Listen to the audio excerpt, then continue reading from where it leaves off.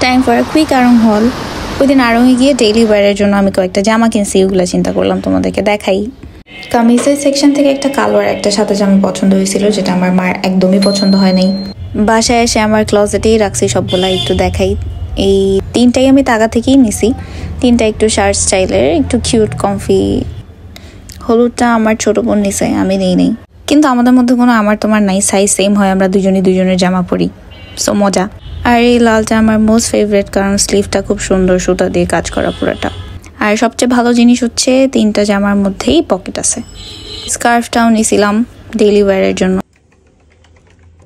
আরেকটা দুঃখের ব্যাপার হচ্ছে দুইটা ড্রিঙ্ক নিছিলাম, দুইটা ড্রিঙ্কের একটার মধ্যেও পাইপ নাই, এই জন্য আমি এটাকে আঙ্গুল দিয়ে ফুটা করে গ্লাসে ঢেলে খেতে গিয়ে ফেলে দিছি, যেটা মা দেখার আগেই আবার টিস্যু দিয়ে মুছে ফেলছে।